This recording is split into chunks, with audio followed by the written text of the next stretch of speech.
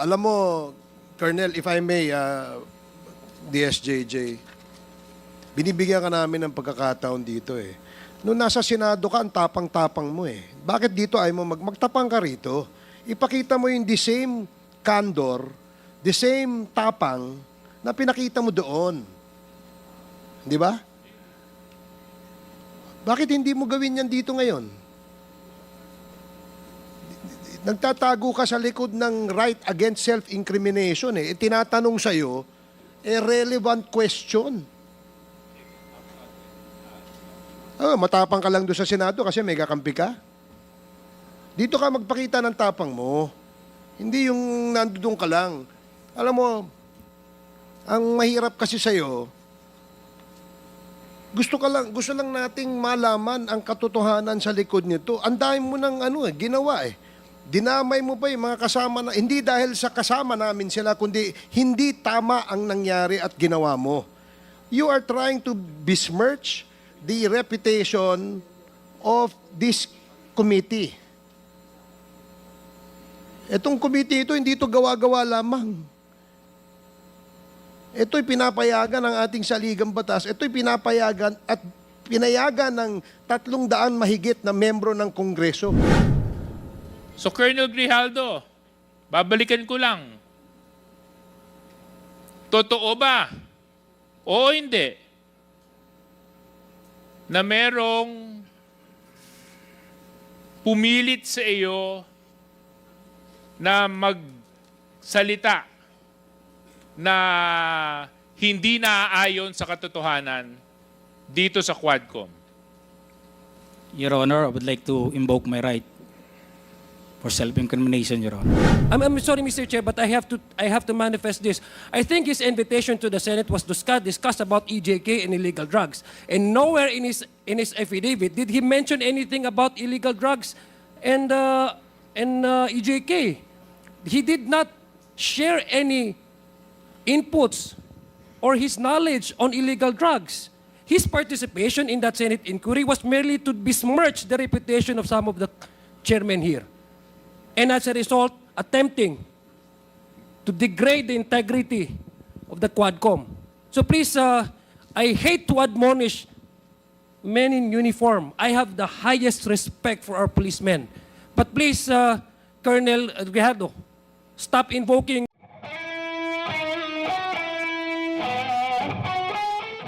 Doon ba sa investigasyon nyo, you were the chief of police ng Mandaluyong when the Barayuga assassination happened, correct? Yes, sir. And base sa inyong investigasyon sa nangyaring yon, ano ang posibleng motibo sa pagpatay kay kay General Barayuga? Your Honor, hindi na nga po ako na-discuss during the ng SITG report because I was not already that time. On whose orders the SITG was formed? Is it the chief of police or somebody higher than you? On the district level, Your Honor. So and who was that? The district director, Your Honor. And he was the district director at that time. Just I could not remember the... Imposible naman, Colonel, hindi mo matandaan yung immediate superior mo. Just I'll check, Your Honor.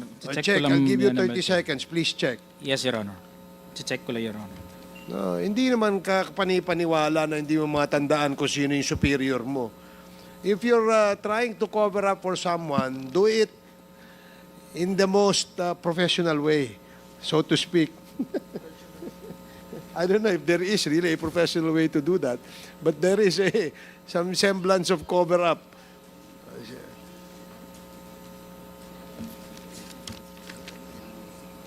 The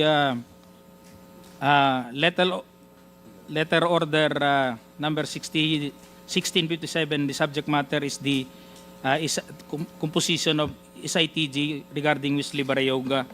It was by the command of Police Brigadier General Almasan, Your Honor. General Almasan. Yes, Your Honor. Pagka sinabi bang district director which covers the area of Mandaluyong, ito ba ay part of the NCR? Yes, Your So- Honor. Pamarisan, Your Honor.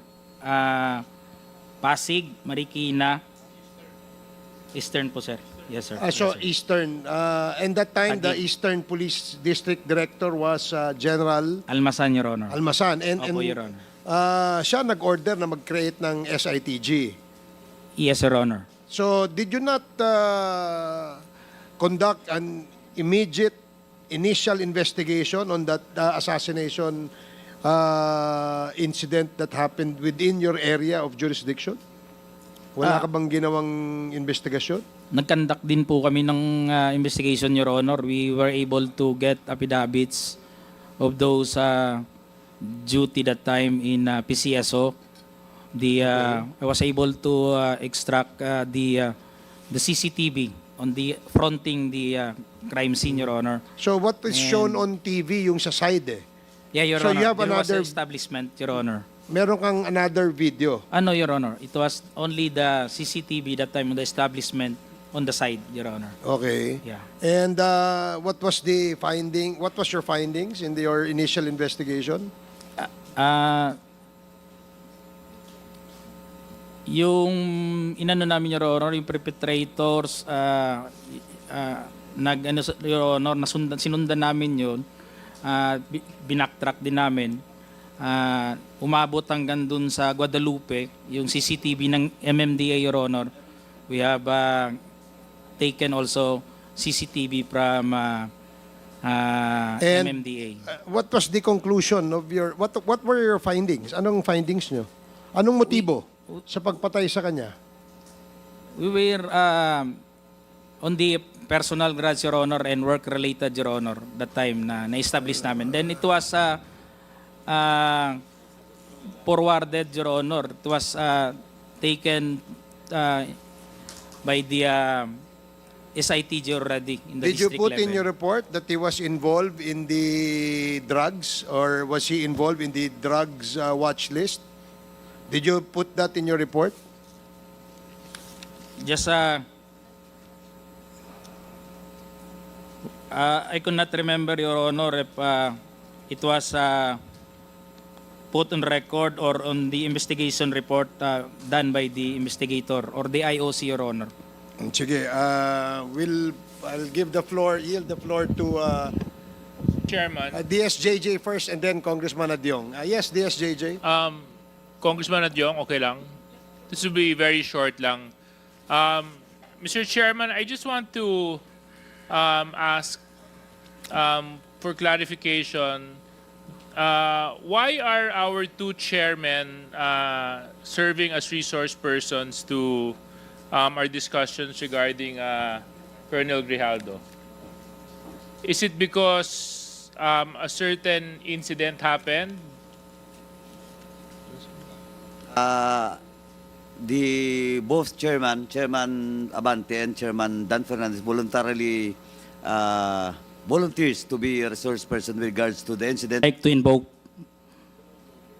my right for self-incrimination, Your Honor. Okay. Although that right is not absolute, Colonel Grijaldo, insofar as those statements were said under oath and minutes of the Senate are public documents. In fact, ang dami pong nakapanood nun. So, we will take your statement as what it is. Yes, Your Honor. Okay.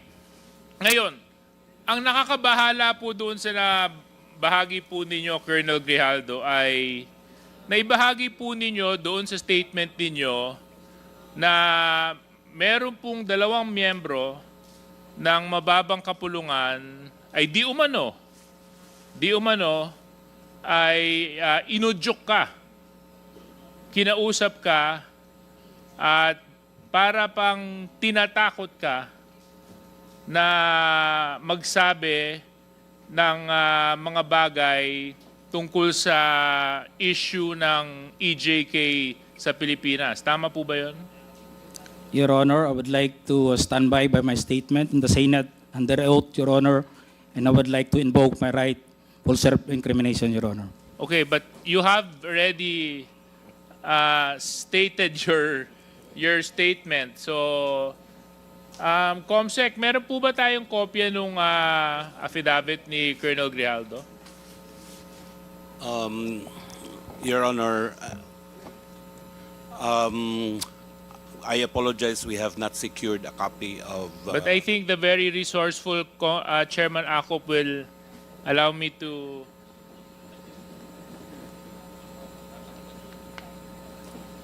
Thank you very much. So, anyway, Colonel Grijaldo, meron po akong copy ng affidavit nyo. At ito naman po, pinaninindigan po ninyo. Tama po?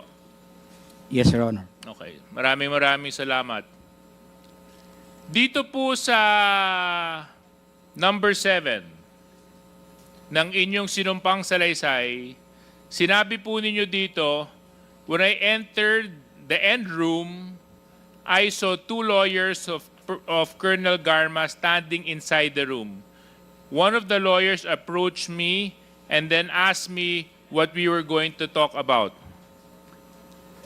And I said that I do not know. Number 8, after a while, Congressman Dan Fernandez entered the room and he asked me to sit beside him on the right side. Then Congressman Abante entered the room and sat on the far end chair on my right. One of the lawyers of Colonel Garma stood at my back. Your Honor, I would stand by my statement. Okay, in the so Senate I would under understand. oath, Your Honor, and I invoke my right for self-incrimination, Your Honor. Point of order, Mr. Chairman. Point of order. Yeah, what is the point of I don't see any reason why our guest it keeps on invoking his right against self-incrimination when Deputy Speaker J.J. Suarez was not asking him anything incriminating. He was just merely reading a portion of his affidavit. So I don't like, Mr. Chair, that this committee, that our resource person may impress upon the public that we are here to corner him and to incriminate him. Please, tigilan mo yan. Hindi naman, Mr. Chair, it's not right to invoking self-incrimination when in fact DSJJ is not asking you any questions but merely reading his affidavit. Baka naman ng message na pinapakita, Mr. Chairman, sa publiko, inaanggulo natin siya dito. I'm sorry, Mr. Chair, but I have to manifest this.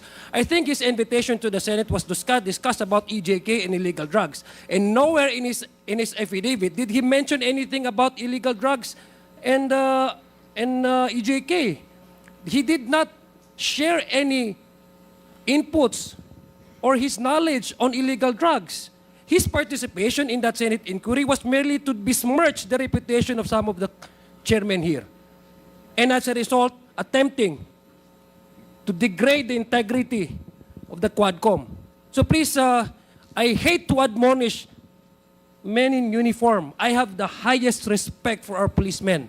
But please, Colonel Grijaldo, stop invoking your right against self-incrimination. Nobody's asking you any incriminating questions here. Mr. Chair. And Mr. Chairman, along the line of Congressman Adjong, I don't think it's incriminating because number 1, sinumpang salaysay niya po ito eh. Pirmado niya po ito eh. So how can he incriminate himself when he actually signed this affidavit? And this is a public document, Mr. Chair. So if our resource person is invoking this right to self-incrimination, I think that is out of order. Okay, I'd like to remind the resource person that the questions being asked of you are the statements you made in your affidavit. And the questions that DSJJ is asking is whether you confirm those statements that you stipulated in your affidavit. Dahil affidavit, pinirmahan mo yun, there's nothing incriminating no doon sa tanong ni Congressman J.J. Suarez. So please answer appropriately the questions being asked by the members. Congressman Akop? Mr. Chair, may we ask the resource person the basis why he is invoking his right against self-incrimination? Yeah, please answer. What is the basis of you invoking the right against self-incrimination?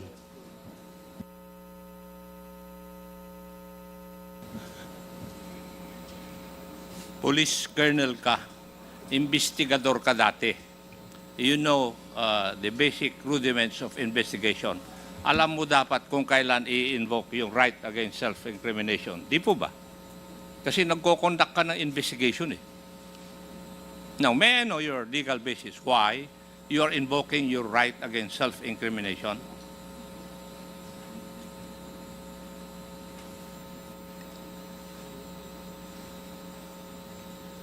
Mr. Chair, if he cannot provide any basis, I think I agree with the Honorable Adjong that he should not invoke that right. Thank you, Mr. Chair. Thank you. I share the sentiment of Congressman Acop. If indeed the resource person cannot explain to this committee why he is invoking his right against self-incriminations in reply or in response to the questions raised by DSJJ Suarez, then I would agree that the gentleman is out of order, and perhaps do you have a lawyer with you, Colonel Grijaldo? Nandito, may abogado ka ba? Would you like? Wala po, Your Honor. Do you want us to provide you a lawyer? No, Your Honor. Because your lawyer or lawyers that we can provide you will assist you on telling you what your rights are in this committee hearing. So, gusto mo bang mag-provide kami ng abogado? No, Your Honor. So, you will answer and reply to the questions of the members. Now, DSJJ? Yes, are you- Mr. Chair, maybe another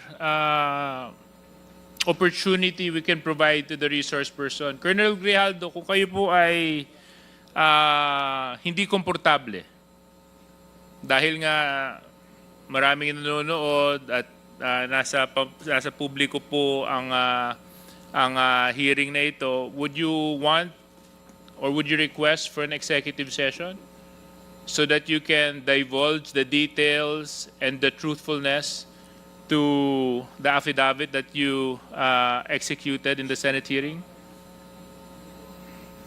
No, Your Honor. Okay, so therefore we can proceed, Mr. Chair. Please proceed. So, Colonel Grijaldo, matanong ko lang po, ano po ang nag-udyok sa'yo para i-execute tong affidavit na ito? Just I have said, Your Honor, during my opening statement in the Senate, it was Tuesday. We have a hearing here on Tuesday, and we ended up on the Wednesday on the event of the Typhoon Christine. And as I have said, I go back to my home, and dinibdib ko po yung nangyari sa akin, Your Honor. And I never told this to my wife that time for 2 days. Until such time on the Friday, I was informed by the PIHAW that I'll be attending a Senate hearing. So, naisabi ko dun sa asawa ko, Your Honor. And nag-a-argue pa kami kasi ayaw niya. Ako kasi gusto ko na may sabi. And sabi ko, we have to go on a Sunday Mass, and we need wisdom for this para mabigyan din tayo ng lakas ng loob para ma-resolve natin sa tayo kasi tayo nag-aaway. Nagkakaproblema. Hindi na rin kami nag-aano nun eh. So on the Sunday, it was on the gospel. Sabi ko, pakinggan natin kung ano man yung masabi ng gospel sa atin that day. And it was a great enlightenment and a wisdom na binigay sa akin, Your Honor. The gospel said that it's not all about the crown, but it is about the cross. It is not about the honor, but it's about the sacrifice. It's not being the first, but being the last.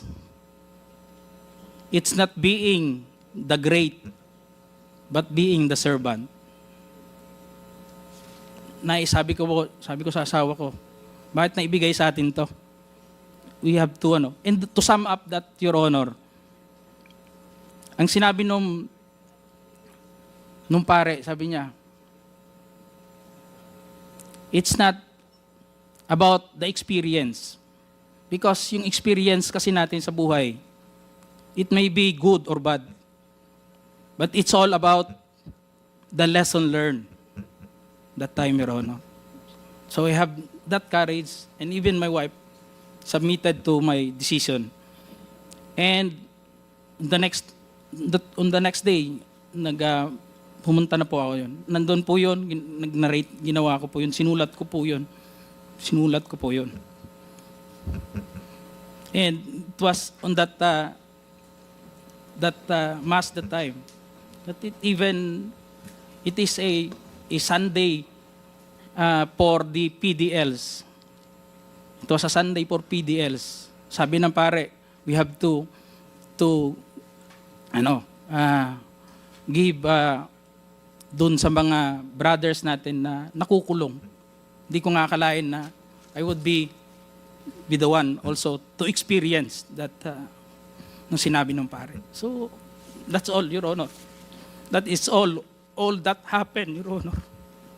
Well, oftentimes we need experiences to encourage us and to push us to search for the truth. So I hope this hearing is one of those experiences for you, Colonel Grijaldo. Dahil ang layunin lang naman po natin dito ay hanapin, gaano man kahirap, ang katotohanan. Yun lang naman po ang hangarin natin. Wala nang iba.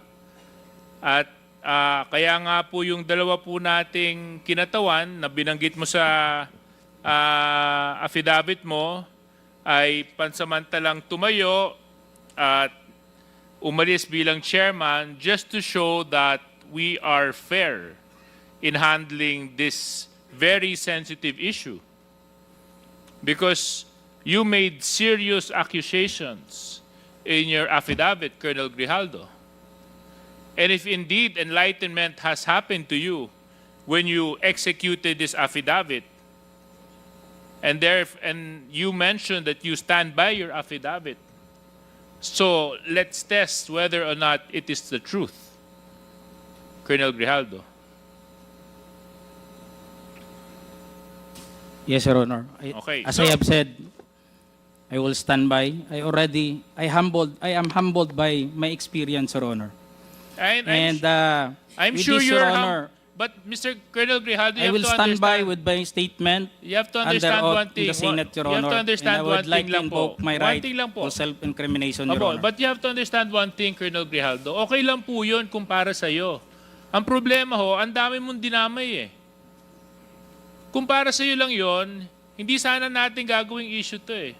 Ngunit ang idinamay mo dito ay mga taong walang kinalaman o mga inosente.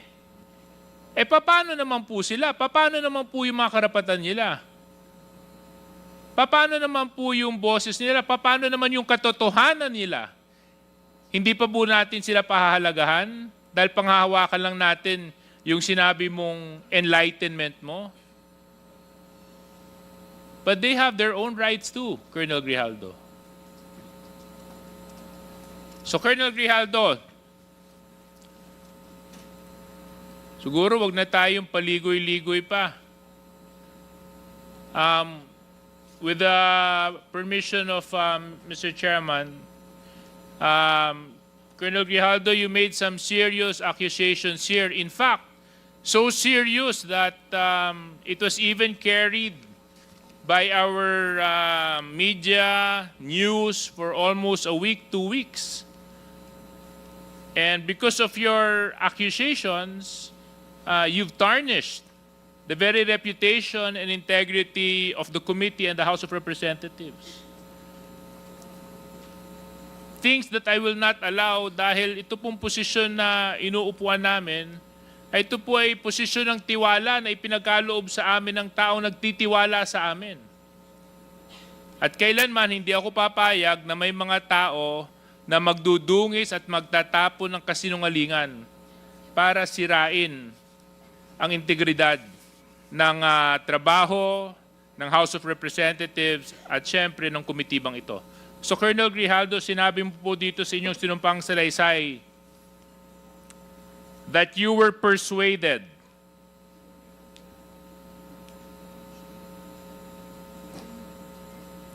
Your Honor, and you said,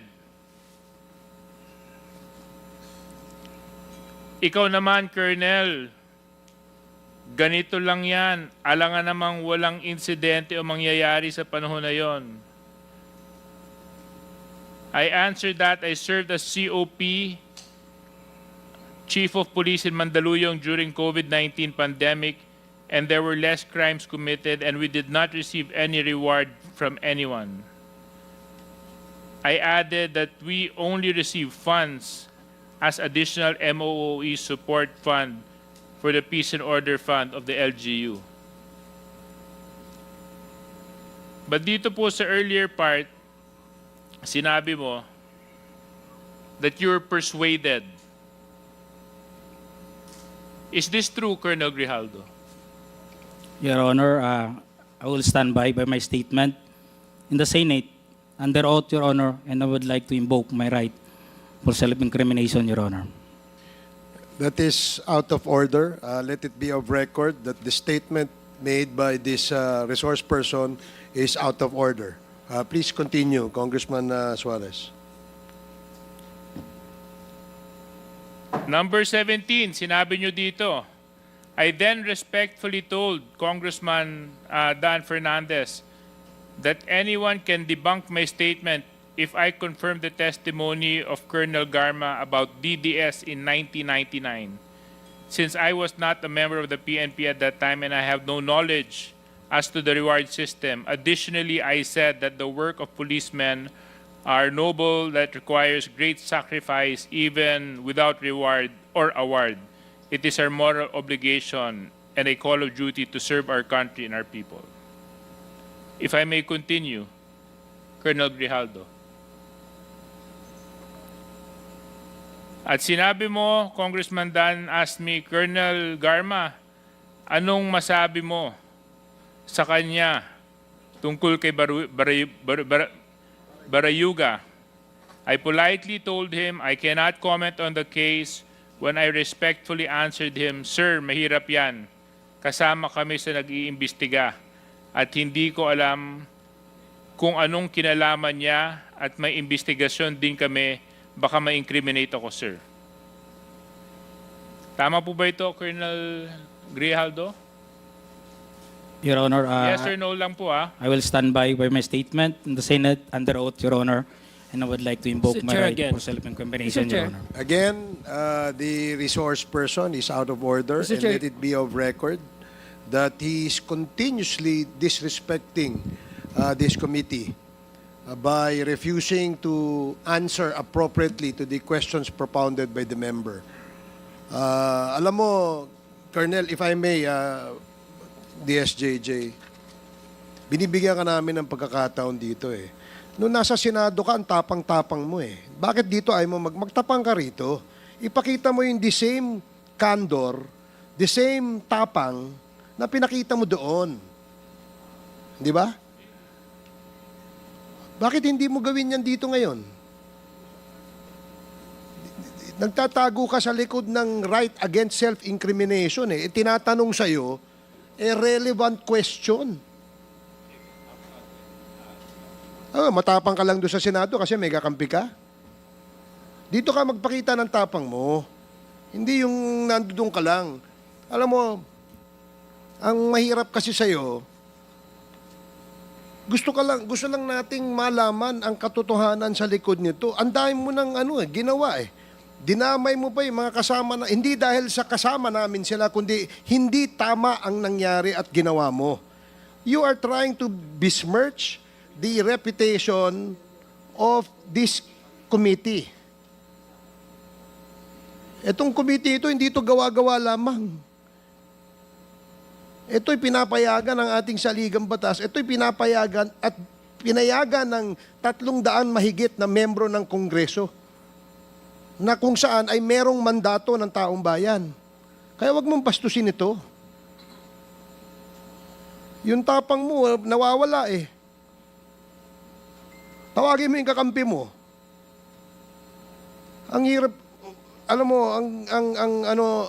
Colonel, nag-imbento ka ng kwento. And then you speak about honor. And then you speak about the gospel of that was given to you by a priest, talking about honor, and which, yun, alam mo ba kung bakit mayroong honor? Pag hindi ka sinungaling, may honor ka. As simple as that. You're a police officer and you should have ang ano kasi, yun ang ano dito eh. Anyway, DSJJ, you can Well, continue. I totally understand the frustration of our chairman. In fact, it is the same place where I'm extracting my frustration from. No? Kasi nung Senate hearing, napanood ko yung binanggit mo, Colonel Grijaldo, at ako naman, araw-araw, hindi naman araw-araw, na tuwing magkakaroon ng Quadcom hearing, nandito ako. I make it a point I even come early. So, Colonel Grijaldo, you mentioned in your affidavit and even in the Senate hearing that you were coerced. Coerced by certain members of this committee. Totoo ba yun? O hindi? Your Honor, I would like to invoke O my rights. hindi. for It's a simple yes or self-incrimination, Your Honor. no.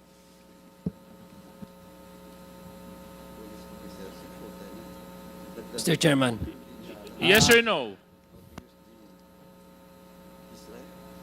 Yes or no?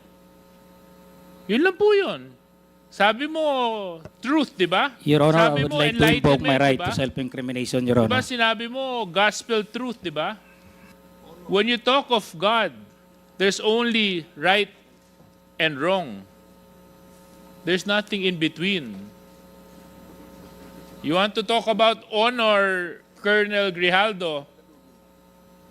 Kung gusto mo, Colonel Grijaldo, mag-usap tayo tungkol sa integridad ng isang tao, eh ang pagsabi ng katotohanan is the simplest way to show honor.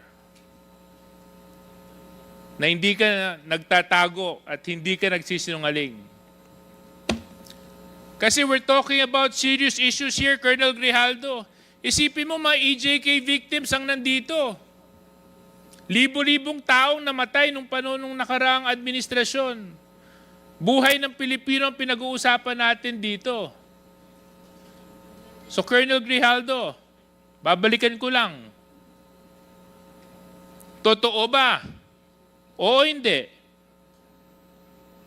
Na merong pumilit sa iyo na magsalita na hindi naaayon sa katotohanan dito sa Quadcom. Your Honor, I would like to invoke my right for self-incrimination, Your Honor.